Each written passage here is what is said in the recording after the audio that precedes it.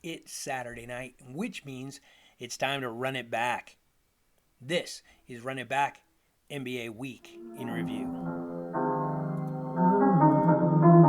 The voice of the fan. Drop a bounce pass, throw down the rim rocker. Lay up off the glass, right past the shot blocker. I follow through like Kobe's money, you can cash it. For news on LA hoops, come over to Beach Basket. Up to date sports, post game reports. Debates and play by play coming straight off the court. The voice of the fan making noise, causing havoc. Zone a man up, you can ask Peach Basket. The Peach Basket, coming soon on air. The Peach Basket, where the news begins. We're dropping news like we're in the stands. Creative views from the avid fans.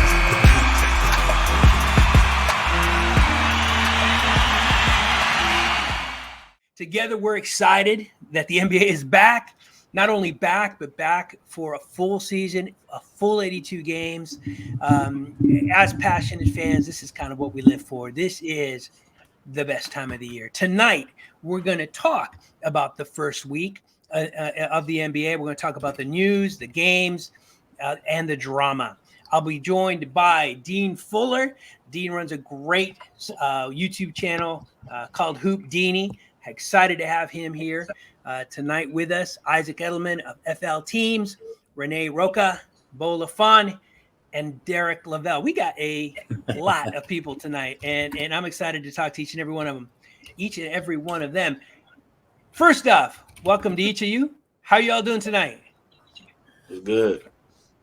Right on. Oh, that was doing good.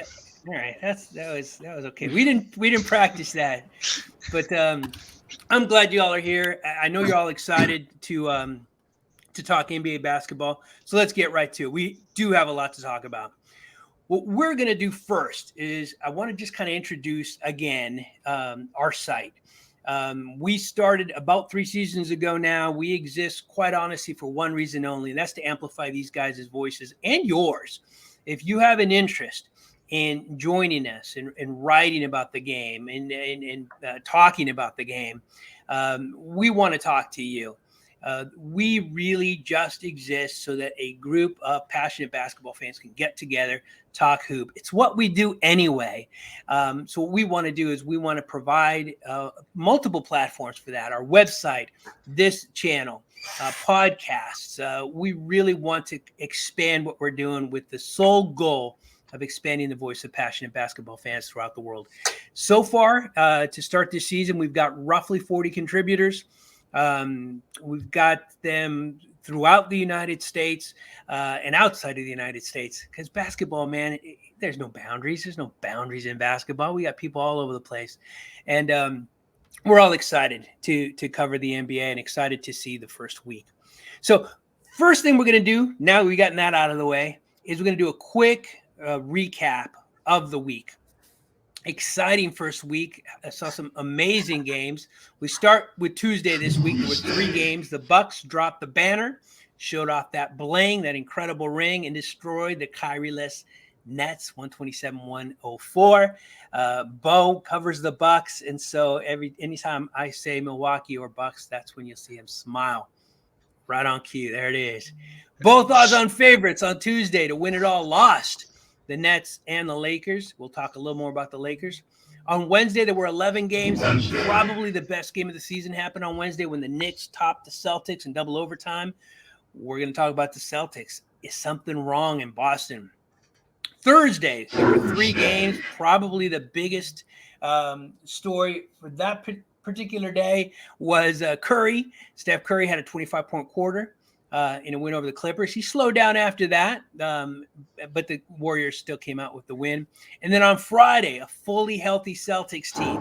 First time they had been healthy. Nick, who covers the Celtics for us, isn't here with us tonight, but big fan of the Celtics, said that was the first time in over 400 days, and I didn't fact check him on this, but I trust Nick, that the Celtics were fully healthy. Nobody on the injured list. Everybody was ready to go, and they just go out there and got demolished by the Raptors.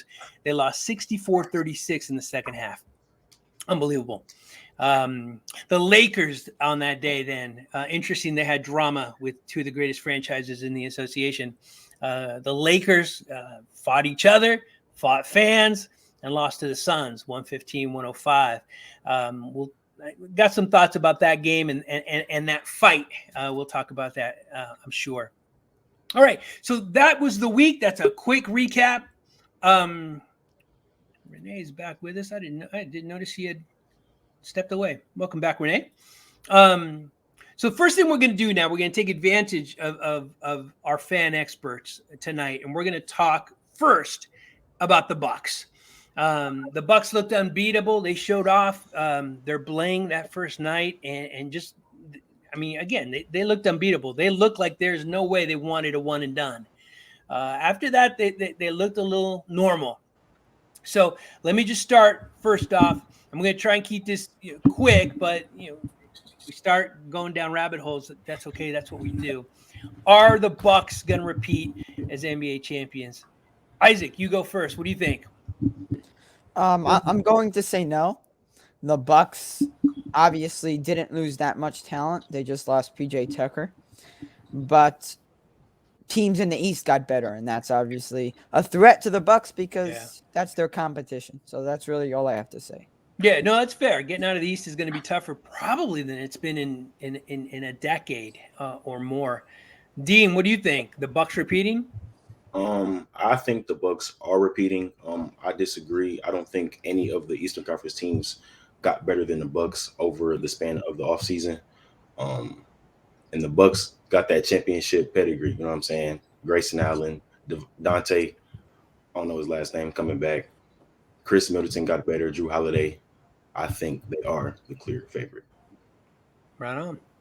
So it's one thing to be the favorite, but it's another thing to win it. You think that championship pedigree is going to be what kind of distinguishes them in the East? Yeah, I'm like what team is clearly better than the Bucks in the East right now? Like the Nets, I don't think James Harden and Kevin Durant, they are good, but they can't really win without Kyrie Irving. I know that's like they need 3 players to score 30.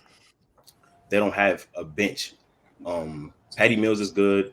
Blake Griffin is still – he's not enough to guard Giannis. I don't think Claxton is enough, even though he's been good the first 2 games, but I don't think that's enough to stop the reigning champions. Right. Celtics. Yeah, it's interesting because when you look at the East, the two juggernauts, right? I think were Philly and the Nets, and both of them are embroiled in drama right now. Yeah. Chemistry is the main thing. Rosters can just win the chip, but to win in the best league in the world, you need chemistry. Everybody's good. All right, right on. Beau, I'm curious on your thoughts on the Milwaukee Bucks. What do you got? Oh, we're gonna three-peat it. It's gonna be great. No, I believe there is a lot of dysfunction still in the East. One of the things I absolutely love about the Bucks that I saw that first game, definitely not in Miami, but it looked like they were still just as hungry game 1 of this year that they were last year, which, as we all know, with some of these championship teams, the players, the teams that have won it, this is their first one. This is it. Like there is a championship hangover. I mean, right. And a lot of these guys will show up and they wanted to win. That was it. They're good to go. They can retire and be happy. But it really looked like the Bucks were just as hungry. I know it's game 1, but they didn't look like they forgot about everything. They really did. That's as a fan is great to see. You worry about it. I'll tell you the single most frightening thing about the Bucks to me is that Giannis is only 26 years old. And that just blows my mind. He's a world champion, an MVP, and he's 26 years old. Just entering his peak. That's scary. Yeah, he I think I brought it up maybe one other time before, but I mean, he might be like the nicest, greatest player of all time. Like, I mean, honestly, like, has there been like a more wholesome, considered like greatest, not of all time, but like in the league right now ever? I mean, the dude is just so humble, and I love everything about him. I mean, couldn't be happier. But the Brooklyn and Sixers, they got to ship Kyrie out. They got to get Simmons out, and then we'll see. But until those guys are out of the building, I don't see that chemistry getting any better and them walking through the playoffs, despite the talent. Right. All right. Well, we got 2 yeses and a no. Derek, what do you got? Bucks repeating? I say yes, but it's all dependent on Kyrie Irving. Because as it was said before, if you have 3 guys that can easily average 30 in a series, it's just hard. It's hard for the Bucks to match that scoring. But as of right now, with Kyrie out, with all the drama that's going in Philly, and we'll keep forgetting, in the history of basketball, when there's a generational superstar, once he wins a title, he racks them up. We saw it with Jordan. We saw it with Magic. We saw it with Bird. We saw it with Kobe. We saw it with Steph / KD. We even seen it with LeBron. Like, once they win, and once Giannis won that chip last year, I think, like you said, he's 26. There's a newfound confidence. There's newfound confidence in that team that I think they're going to have a little championship swagger that we saw on ring night. Yeah. That anytime they go out, and let's not forget, they went into Brooklyn in a game 7 with, a KD foot away from being knocked out. And they went on, they took that momentum, recalibrated themselves, won that game 7, and then ended up winning the championship. That, to me, that type of momentum, to be literally from coach getting fired, guys getting traded, to all of a sudden they're hanging a banner and they're getting rings on Tuesday night. I just think that unless Kyrie Irving comes back, there's no team in the East, and there's definitely no team in the West that I think can contend with the Bucks. Wow. It's just, we started with a no, then kind of a tepid yes, a strong yes, and now a stronger yes on the Bucks. Man, Rene, I'm guessing you're going to say that they're going to win the next 10 in a row. What do you got, Rene? The Bucks repeating?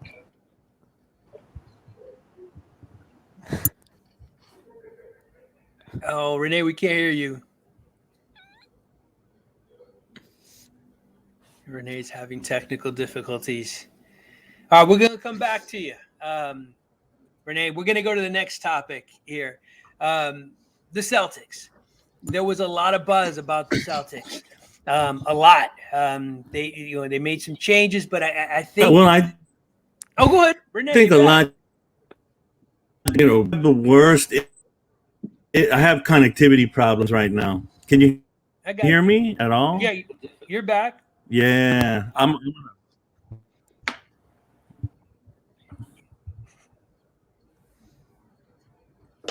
All right. Yeah, we're gonna move on, Rene. I'm gonna mute you for just a second, and we'll come back to you with the when we get to the next question. Let's talk Celtics real quick. The Celtics made some changes. There was a lot of excitement. I think a lot of people expected Jason Tatum to take a big leap forward. Things, haven't been great for the Celtics. Is there something wrong with them?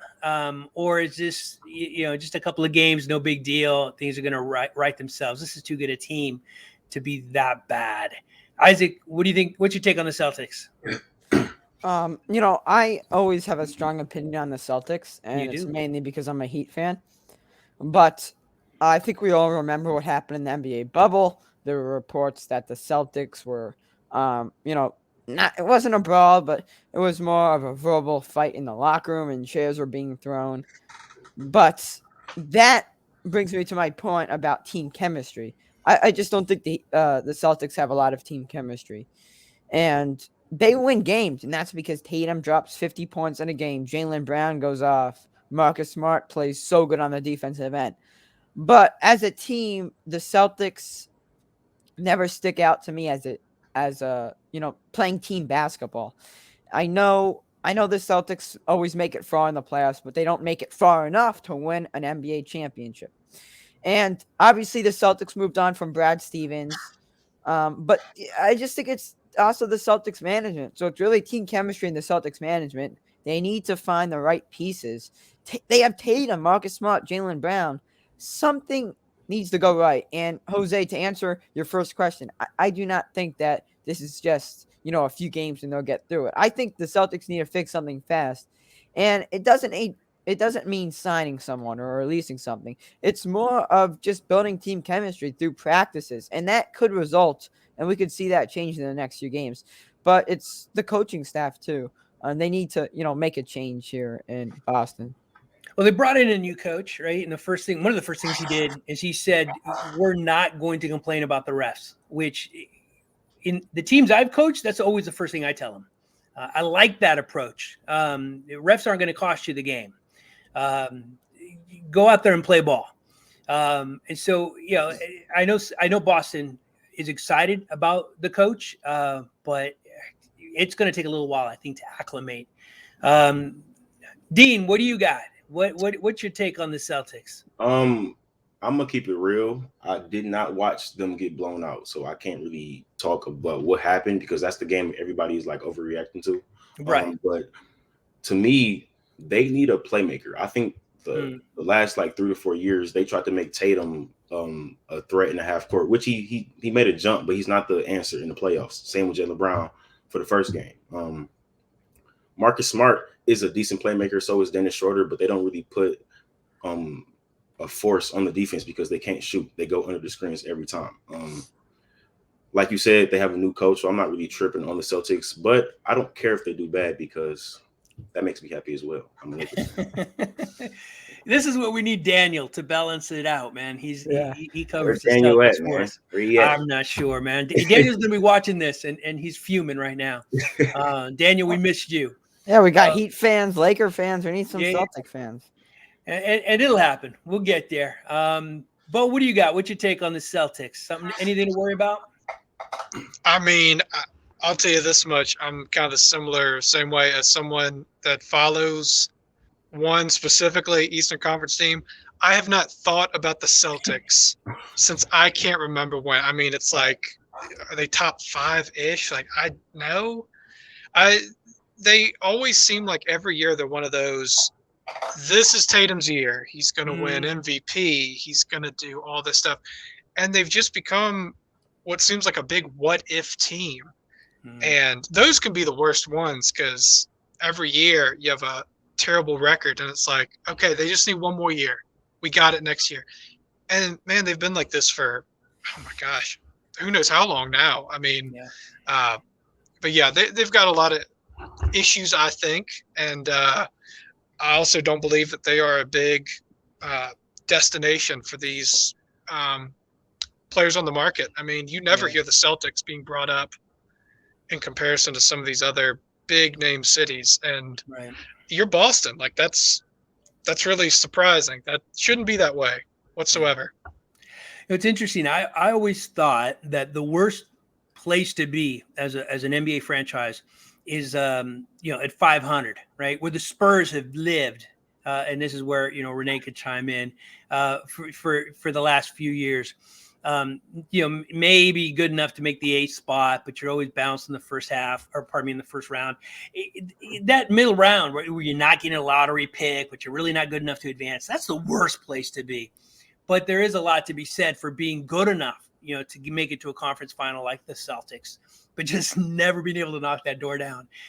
That's rough because it's painful for the fans, for the GMs, for the franchise. Yeah, that's interesting. Right on, Derek. What are your thoughts on the Celtics? Well, as a diehard Laker fan, even though Halloween's coming up, man, it felt like Christmas yesterday, seeing them getting blown out. I honestly think they have fundamental issues because they're so Tatum and Brown centric. And if you look at the last 2 acquisitions they've had, it was Kemba Walker and it was Kyrie Irving. The reason why they brought those guys in was so they can get a playmaker, dominant ball handler to take the pressure off of Brown and Tatum.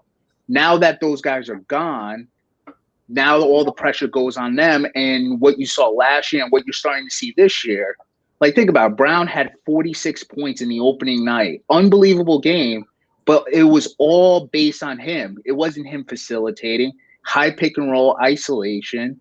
And that creates a stagnant in the offense. So a lot of guys just start watching, start standing around. And on Wednesday night, when someone's, making everything and he's on fire, the team feels good. But then what happened last night, guys are not making shots. Now guys are like, we've all played basketball. It turns into, hey, I'm just gonna, once I touch the ball, I ain't passing it. I'm just gonna shoot it. And so that's that's what this new, yeah. And so that's what this coach is gonna have to fight and deal with that all throughout this season, is to create a team-oriented basketball, which is so ironic that Brad Stevens, who when he first got the job, created such a team-oriented environment.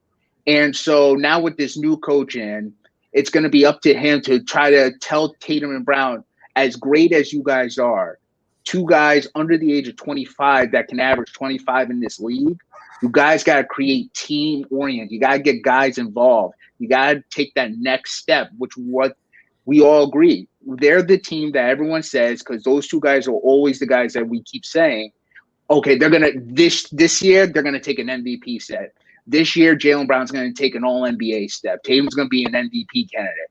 And quite frankly, I think that they missed their window. During the bubble, when they lost to Miami in the Eastern Conference Finals, and they went to 3 Eastern Conference Finals in 4 seasons, I think that was their window to at least make it to an NBA Finals.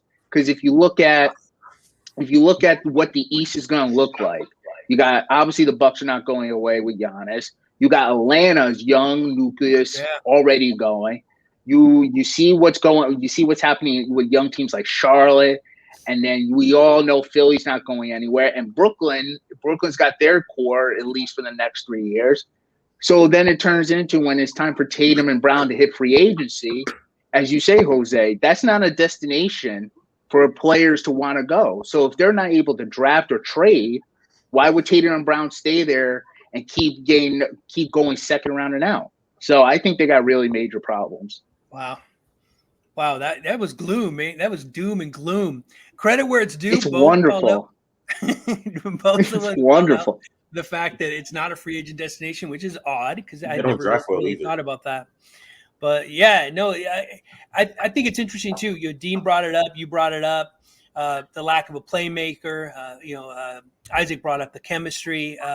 When you start to peel back, right, the Celtics, you've got a talented group of people, but you're missing some of the intangibles, right?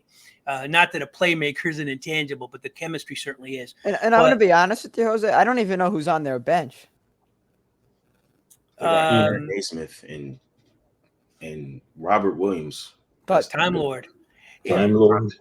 Listen, they got a good team. They've got a good team, but there's a difference between having good players and having a unified team, right? Mm-hmm. I think right now they're fighting the fact that they've got good players. They're just not a team yet. And that's when you build that chemistry. That's when things start to happen a little bit better for you. But that lack of a playmaker, that's something that's got to be addressed. Rene, welcome back. You got any thoughts on the Celtics? No, you guys need to educate me on that. I haven't seen any of their games. The game on Wednesday, that instant classic, I missed because I was covering the Spurs and the Magic. If I wasn't a Spurs fan, believe me, I'd have been watching the Celtics and the Knicks. I mean, that Spurs Magic, that wasn't, nobody was stopping what they were doing to watch that except for me. No, I don't understand what's going on with the Celtics, and I was just, it's a good thing I was able to come back in at that point because I need to learn about that. I'm surprised what happened to them last night against Toronto. That was a shocking second half, and no, I have no idea what's going on over there. So, I'm all ears with you guys. Right on. Well, and it's a great opportunity to talk about how this show is normally structured, right? In seasons past, what we do is we pull in Rene to talk about the Spurs. We pull in Beau to talk about the Bucks. We pull in Isaac to talk about the Heat because that's their wheelhouse. They are those teams' fan experts. This is the first week, so we're just kind of spitballing this one a little bit. But as the season progresses, we'll probably go back to that format so these guys can talk about the teams that they know best. Let's move on to the next subject. And again, if these are not teams you feel comfortable talking about, you can press the pass button. Not that there is one, but we can move on. The Golden State Warriors. I was really surprised that a lot of people had them as Western Conference Final favorites. I didn't see a big change. Now, obviously, Klay Thompson is due back about December, January this year, and I think that changes things for them. But I didn't think they were going to be good. They were particularly good last year. They were a play-in team last season, but everybody's really high on them. And then they come out and they looked really not great against the Lakers, but good enough to win. And then they looked really good against the Clippers and won that game. Bottom line, are the Golden State Warriors a legitimate Western Conference final contender? Isaac, you got any thoughts on the Warriors? Absolutely. I know I'm an East Coast guy. I know Jose likes to say that all the time, but I love watching Golden State, mainly because they have Steph Curry, arguably the most fun player to watch in the NBA. But let's dive deep. Jordan Poole. I don't know if you guys know a lot about him. He's looking nice this year. I think he's going to have a breakout year. In addition to Klay Thompson coming back and Wiseman, who is also injured, in addition to Klay Thompson. I'm a big fan of this Golden State team. Steph Curry, I don't know. He's old. You know, he's not old, but he's getting older, yet he's getting better, which is rare in the NBA.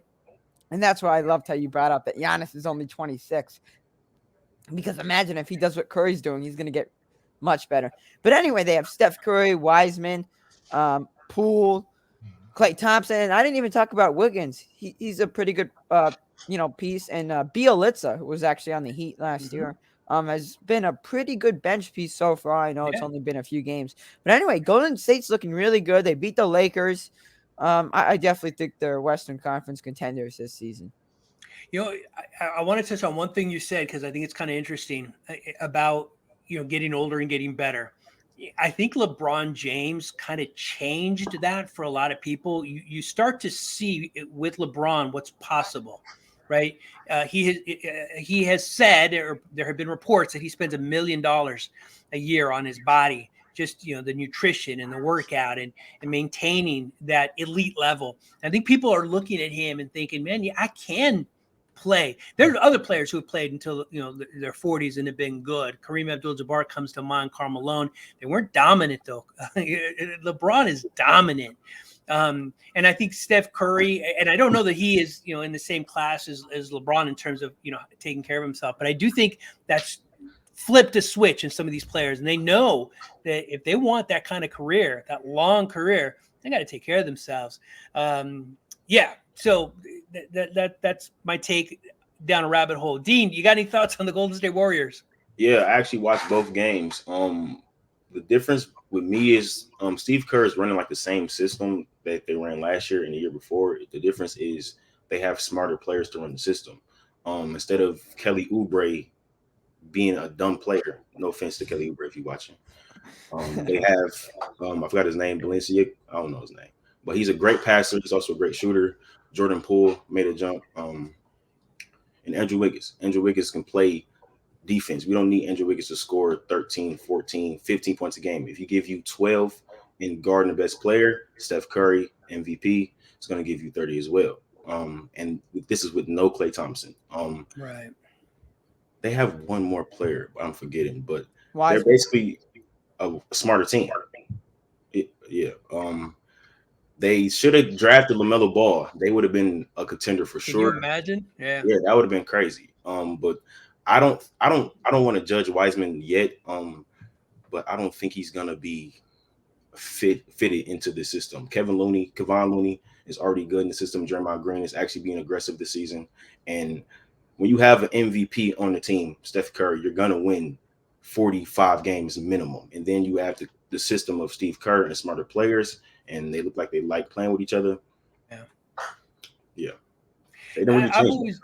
I've always been a big fan of Kevon Looney. I thought he was really aggressive, a good big, young. But it's interesting. He got hurt, I think, a season or two ago. I can't even remember.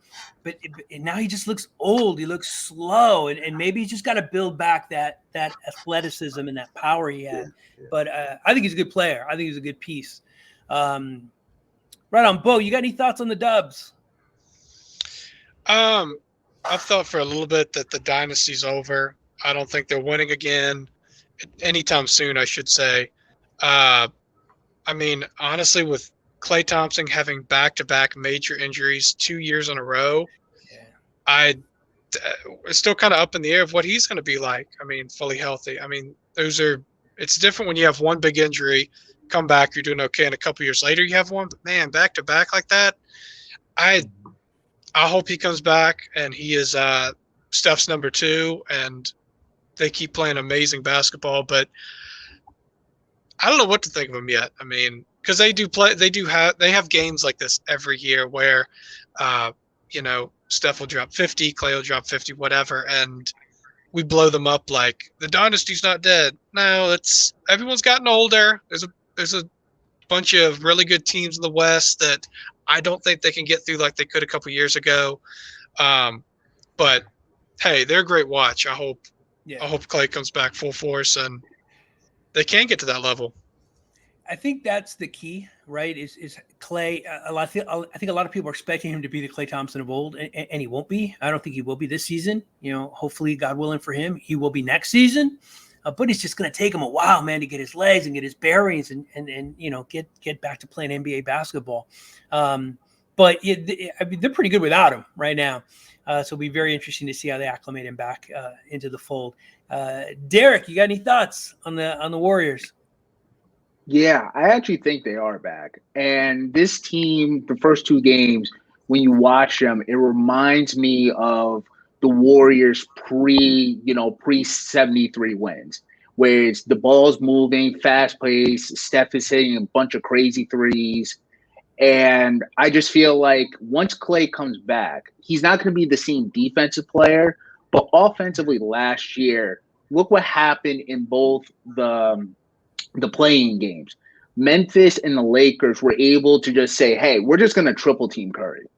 And we're daring anybody else to beat us. I mean, Draymond had a chance to win the game against the Grizzlies, and he butchered the layup and sends the game into overtime. I just think Curry's impact on how you play basketball and the amount of tension that he demands is going to allow so many open shots. That's why you're seeing somebody like a Jordan Poole, Andrew Wiggins. You're seeing Draymond being more aggressive. So you got to understand with that shooting, and they don't have Wiseman, they don't have Kuminga, they don't have Moody, and they don't have Otto Porter Jr., who they signed this offseason. Plus, without Klay Thompson, those are 5 contributors already that they're not even playing with. So if you can imagine that type of statement to play against the 2 LA teams and to make it in different fashions, right? Game 1, Curry had, even though he had a triple-double, he said it, he shot like trash. And then the next game, he comes out and he drops 25 in the first quarter and he ends the game with 45. So you literally saw that they can win with different styles. And so my thing is just that, to me, it's not even about the Warriors. I think it's more about the rest of the West outside of the Suns and Lakers, that I think everybody's in that jumble where there's a lot of major questions. Utah, we have problems with, their postseason, how they play every single postseason. Dallas is so Luka-centric.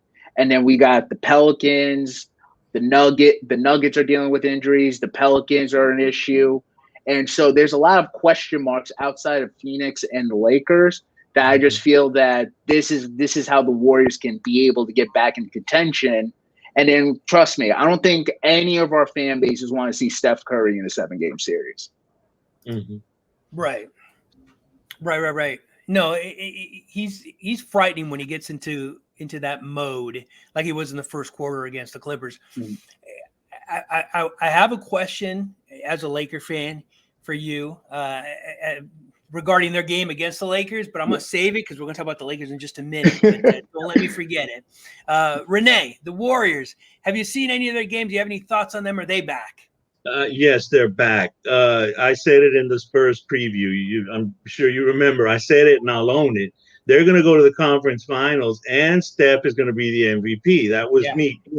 That was me going. I think a little bit out on a limb, but after what I saw last night or against the Lakers, no, they're back. I do believe they're back. The simple reason that they've got experience. They have experience on the bench. I think Draymond is going to keep his as long as he keeps a little bit of a focus there. I think he provides he's the heart of the team. He provides a lot of intensity. Now, I do like some of the points that were made. I think Dean mentioned James Wiseman, and yeah, I do think he's a little bit of a question mark. Again, he's injured. We'll see when he comes back. The style of play that they're employing right now might not be totally conducive to him. We'll still, we have to see. Play again, yes. I can't wait till he comes back. That's one of my favorite players to watch. But again, I think just as you said, he won't be the same guy, but he can shoot. If he has space, and he will, because everybody has to pay attention to Steph. He's gonna be able to catch and shoot the way he does. I mean, that doesn't really go away. They'll be back. Yeah, I agree that there's a lot of teams in the West that they would have to get by, and I'm just I say they'll be in the conference final based on things that happen, the experience that they have, and Steve Kerr's coaching experience as well. Yeah, they'll be there, Jose. They'll be there.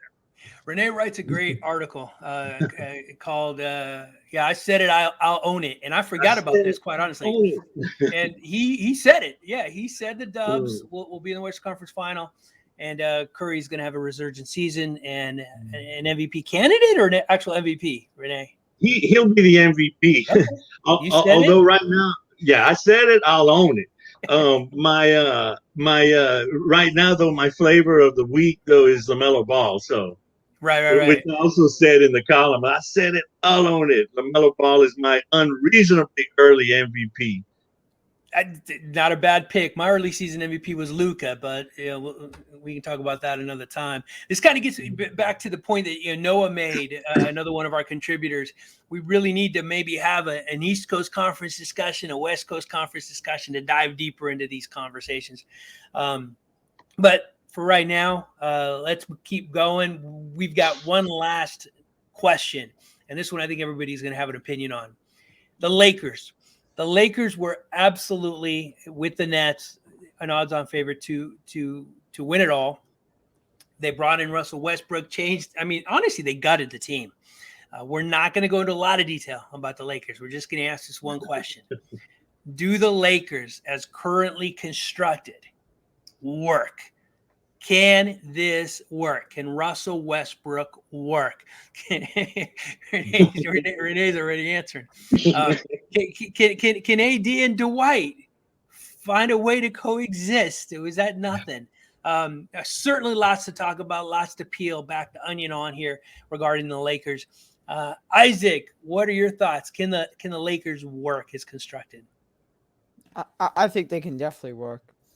LeBron James, I don't know if you guys noticed, and I know Jose's, talked about him supposedly spending over $1 million on his body, but he's developed a 3-point shot this year. He's always had a 3-point shot, but he's using it more to his advantage.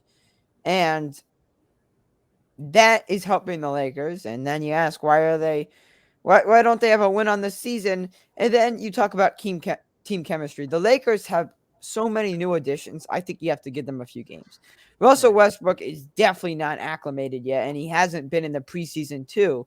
He's a triple-double machine. He doesn't have one yet. It's only been a few games, but believe me, he gets a lot of triple-doubles. So I think that Westbrook needs to be acclimated. Anthony Davis has played well in the preseason. He actually, I give him credit. I give a lot of credit to players who play in the preseason, and he played a lot of minutes, and he played well. So I think if you have Anthony Davis, LeBron James, and Westbrook all acclimated to the game of basketball and to each other, which should happen in a few games, I expect the Lakers to work. The Lakers have some key bench pieces. They have Malik Monk. They have Trevor Ariza, who, by the way, is injured. They also have THC. Oh, he's gone. He's gone? Oh, well, he's out. Yeah. Oh well, Yeah. That is news to me. But anyway, the Lakers work. That doesn't affect what I have to say that THC is gone now. But the Lakers' bench pieces don't really matter. It's all about their big three, and the Lakers definitely have a big three if they're acclimated, and I think that will happen in the next few games. Yeah, I think it has to. I think it's key, and I love that you brought up Malik Monk, because this is a player who had a phenomenal season last season. I thought this guy needs some run with these Lakers, and he's not getting it. And I don't get it. I don't understand it. He's so happened. good. That's what happened with Caruso. They didn't give him a lot of minutes. Well, Caruso, yeah, and he's getting MVP chance now in Chicago. So we talk about that another time. But yeah, that's interesting. I love that you brought up Malik Monk. Dean, I know you got some thoughts on this. I left a lot of my anger in my video. But I want the Lakers to work. I don't know yet. But the thing about me is I like every player that we acquired, like as a fan. I like Russell Westbrook as a person, Carmelo as a person, Dwight as a person, Rondo. I don't know, but this team is like it's like a 2K team. It's not like we just got players just to get players because it looked good. We got 6 Hall of Famers, but none of them are playing to half of what they used to be, except Carmelo. He's kind of decent. But this team needs to play AD at the 5. Dwight Howard is not a starting center in this league. He's been in the league 17 years. He's not a starting center. DeAndre Jordan shouldn't even be on the NBA roster right now. And the whole fight happened last game, AD and Dwight. And the thing about Dwight, it's like you like him sometimes, and then he does something to make you dislike him. Like I liked him when he played for Orlando, but when he came to the Lakers 2013, I didn't like him. Then he came back, I loved him. Then he started to fight with Anthony Davis. I don't. We don't run the young guys. Malik Monk to me is has the most creation out of every Laker on the team, including LeBron James. He can hit the main range shot. He can hit the 3. He can play make a little bit, and he can run the fast breaks. Main thing Frank Vogel said was to run in transition. Russell Westbrook I don't know what he's doing out there. Malik Monk is the youngest guy that can play minutes. He's also the most athletic. And we're just running this slow-paced type of offense. I know we have a good defense, but even the defense is kind of getting bad because we don't have no point of attack defenders. We don't have Dennis Schroeder, who guarded the pick and roll well last year. We don't have Alex Caruso. We have a good front line, but most teams shoot 3s, and it's Warriors, the Suns, and LeBron James. If he's not on the good team, or if he's not locked in, or his team not locked in, he's not going to try on defense. You can, like, he's in year 19. I'm going to give a pass because he's like 40. But it's not LeBron's fault. I don't think it's AD's fault. It's Dwight and Rondo to me. And then Carmelo, I don't expect nothing from Carmelo. And Russell Westbrook has done nothing good on the floor at all. He didn't shoot right. He doesn't play defense. He doesn't pass right. He's supposed to be the secondary playmaker when LeBron goes out the game. He's not doing that. He's getting charging calls, getting a lot of turnovers. His plus minus is messed up. Russell Westbrook is a disaster. We would be better off paying Caruso or having Kuzma, KCP, the same core that we had last time with chemistry, some young people, instead of getting these guys who think we're going to have good chemistry with. Just because Dwight Howard smiles in every game doesn't mean he's a good teammate. Just because Rondo handles the ball doesn't mean he's a good leader. Rondo was pointing fingers at a fan, got the fan kicked out, and then he said he didn't do it. It's like, and this is game 2. This is game 2. Yeah. And we're facing a team that we would have beat last year if he was healthy. That's what Lakers fans say. Then we got blown out with a better team. But yeah.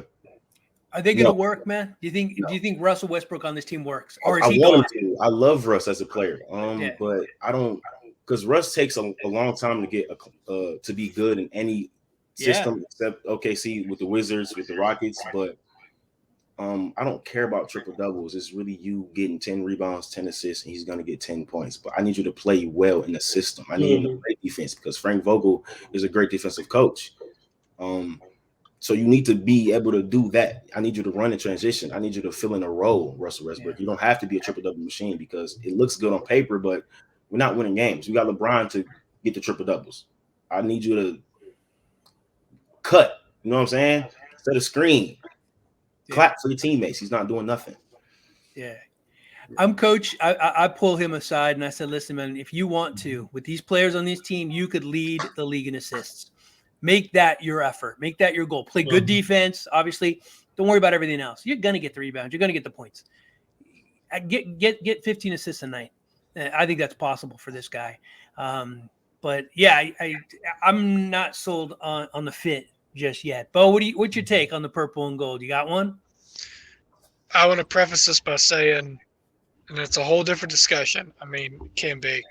LeBron James is the greatest player of all time. That being said, I think he is putting too much of that I'm LeBron James luck into some of, especially this year's team. I think he is. I believe that when he beat the Warriors down 3-1, and people were saying, I mean, come on, this almost counts as 2 championships. Like, this is incredible, like all that stuff. I think he started a process that people, especially the LeBron fans, are giving him credit for more dysfunction. And he understands, I'm never going to have a Scottie Pippen. I'm never going to have these players. So if I can have the craziest team and elevate them, people are going to be like, well, yeah. I mean, of course he was going to fail. Or, of course, you know, this is why he's the greatest, whatever it might be. But, yeah, I mean, the Lakers, like you guys have said, I mean, they brought all these pieces together, assuming they would fit. But, I mean, you got a bunch of older guys, not that it's a stereotype, but, I mean, might be a little harder to get along with.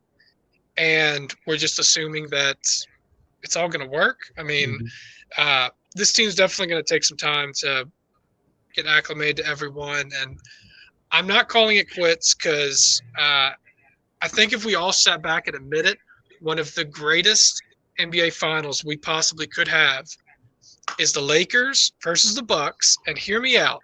Hear me out. It's hyped up to be Giannis taking the crown, Sure. LeBron coming back. I mean, come on. Is that not like one of the greatest? I mean, that's storyline. That's storyline after storyline for weeks. But, yeah, I love seeing LeBron. He's my, you know, greatest of all time, all that stuff. I love seeing him play. But, yeah, the Lakers have got to get chemistry and just everyone on the same page on that team. A few of y'all have said it, and it bears repeating. It's going to take time. If they're going to make it work, you can't expect it right out the gate. You just can't. And so, yeah, if it's going to work, it's going to take time. Derek, Lakers fan, I know you got thoughts. Give them. What's up? I want to apologize to everyone. I'm about to go long here. All right. First, Rob Pelinka gets a lot of credit for revamping this team, right? But what frustrated me about the offseason was he overreacted to his 2 best players getting injured. Because as Dean said, if Anthony Davis and LeBron are healthy, even if let's just play this. If Anthony Davis is just healthy, if Anthony Davis doesn't pull his groin midway through game 4, which, by the way, let's go back. We're up 10 midway through the second quarter. Anthony Davis pulls his groin and we lose 3 straight. That's what happened. And so we play this revisionist history. Rob Pelinka played this revisionist history as if we, as a healthy unit, when we're a 7 seed and lost to the Phoenix Suns. We were injured. We had some issues, but the issues we did not fix. Here's our issues. For whatever reason, we just like to put – Anthony Davis just wants to play the 4. He always says in the media, hey, I'll play 5. I'll play 5. Well, guess what? We literally signed DeAndre Jordan, who Brooklyn had his 2 best friends on the team. His 2 best friends said, sorry, dude, you can't play anymore. You can't be on the team. But yeah, he was good enough for us. We signed Dwight Howard after we let Dwight Howard go to Philly. So he wasn't good to come back on the title on last year's team, but he was good enough to come back. The problem is when we traded for Russell Westbrook, we had a style problem. Now, this is what I wrote that's going to go up tomorrow on the Peach Basket. I wrote that Russell Westbrook and LeBron James styles don't fit. If you look at the last 10 years, LeBron James has only played pace-wise on a team. So the amount of possessions per game, his team has only been in the top 10 one time in the last decade. Russell Westbrook his team has not been in the top 10 one time in the last decade. Wow. That shows you LeBron James prefers a slower pace. Why? Because he has arguably maybe the greatest mind this game has ever seen. So he wants to slow it down, see what the defense is doing, and just pick you apart. Russell Westbrook, he is what he's advertised. He is a freight train. He is a roller coaster ride as we have ever seen in this league. And so getting these two guys together, naturally, we're going to start off slow. LeBron James has taken 35 perimeter shots. He's only taken 50 shots in 2 games. Let's put that in an equation. He's not attacking the basket. Why? Because he's realizing, oh, wow, DeAndre Jordan's guy, he's in the paint. Russell Westbrook's guy, he's in the paint. Kent Bazemore's guy, he's in the paint. Wow, there's 4 guys in the paint. I guess I'm going to shoot this 3. So, yeah, he's on a pretty hot streak shooting from 3. I think he's at 44, 45% from 3 so far this season. Let's be real. Throughout his career, he's been an extremely streaky shooter. He's on a very hot pace. If he keeps this up, I'm going to be happy. But let's be real. The law of averages are going to say he's going to come back to the means. The biggest problem is speed. We saw it in the Warriors game. We saw it in the Suns game. Teams are saying, you guys are old. You guys don't have any wings. You guys don't have any backcourt defenders. And this league is filled with wings and guards who can score. So teams are saying, we're going to run. We're going to keep running. We don't care if you make a basket. We're going to keep running on you. And think about it. The last 2 games, the only 2 games of the season, they've had leads. And then the Warriors and Suns went on extreme runs. The Warriors in the 4th quarter went on an 11-3 run in 2.5 minutes to basically seal the game. And then the Suns went on a 71, I'm going to repeat this, 71-47 run in 2 quarters. This team needs to have, and what's so tough is going to be this coach is going to have to take this team and say, guys, I know everyone, Carmelo, I know you're going to want your 18. Westbrook, I know you're going to want your triple-double. AD, I know you're going to want your 25 and 10. Ron, I know you're going to want your 26, 8 and 8. Guess what, guys? That's not going to happen because we have to slow this pace down, and we're going to have to beat the you-know-what out of these guys. Because if we get into a track meet, look what's going to happen. We're gonna run out of gas because we're just a bunch of old guys that want to get together, try to get one last ring to try to salvage our careers, some of our careers. And so this team needs to understand they can win. They are still the most talented team in the West, but they need to have a reality check, and that's, hey, we can't run with these young kids. It's like the old heads at the YMCA or the old heads that when you play run with them. There's a bunch of 45 and 50-year-olds. You walk on the court, you're like, man, we about to whoop these dudes. And then they throw some old man strength on you. They slow the pace down. And you look, you're like, how do we lose to these guys? And then you sit on the court and you realize, like, oh, they just beat the living you-know-what out of us. And then they just slowed the game down. That's what this team's got to do. You know, Derek, I mean, this is your first time on the show, first time writing with us. I hope that over time you gather a little confidence and ability to really communicate your thoughts. Wow, that was a dissection, man. That was clinical. That was amazing. Well thought out. That was incredible. I hard to disagree with anything that you said. This is a question that came up before, and I'm going to ask it now because you're a Lakers fan. The Lakers were down big in the last game against the Suns. They came back. Some on Laker Twitter are looking at that as a positive, right? I watched that game. I watched the whole game. I didn't see it as a positive. I didn't see the Lakers flipping a switch and getting better all of a sudden in the second half against the Suns. I saw the Suns put the foot off the gas. What's your take? Yeah, no, the Suns definitely looked at the scoreboard, saw that they were up by 25, and they were like, all right, this game's over. Yeah. All right. But what was the But this is why I like what Frank Vogel's going to do. And I hope he's doing this. I hope he does this for the first about 2.5 months of the season. Doesn't matter what the score is. He's tweaking. He's trying to find the right lineup, especially that fourth quarter lineup, that money crunching lineup. So he's picking random lineups, and he has to see in these situations, hey, who's going to be my great defensive lineup? Who's going to be my great shooting lineup? What's going to be my great, we got to make a comeback. Let's get all scores, or let's try to speed this pace up. What's my best running gun? What's my best beat up lineup?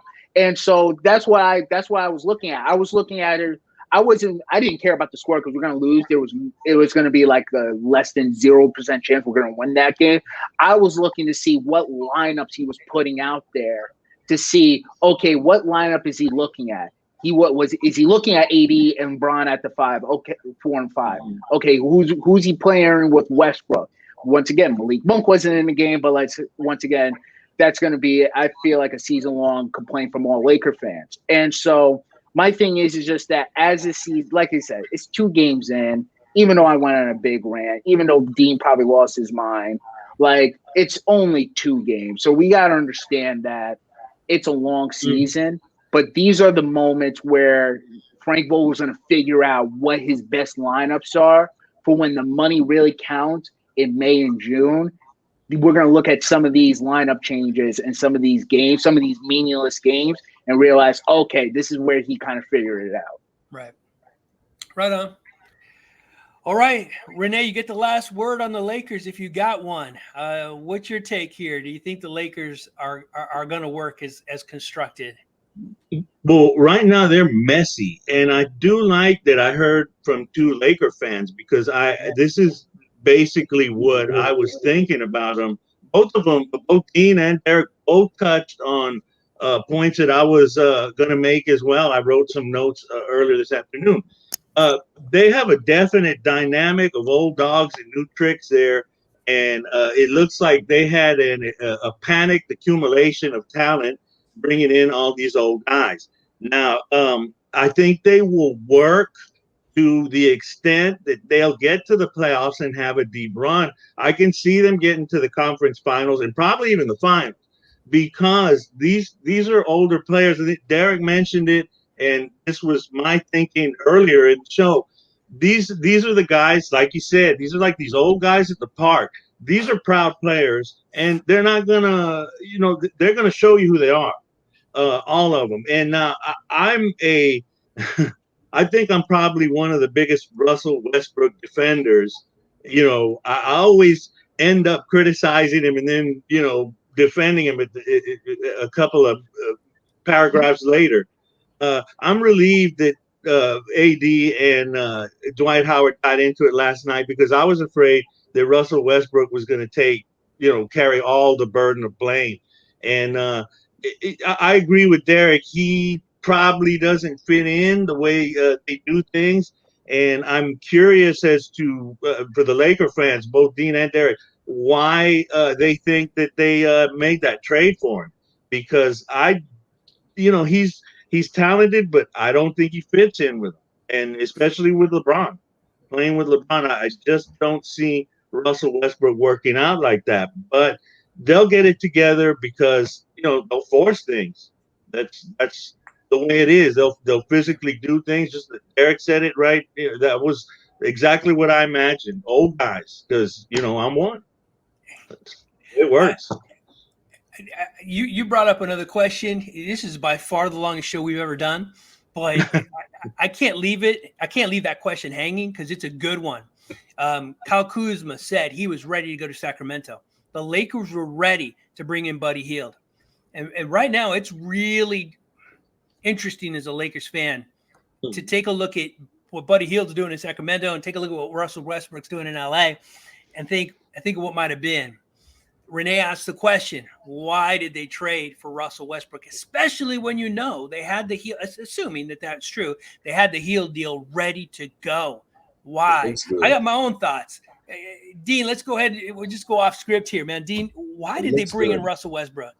To have that big 3 label that every team wants to have. But we didn't Buddy Hield fixes a lot of things. He moves off ball well. He's not just a good shooter. He moves around. That creates creation off himself. He's younger. He's cheaper.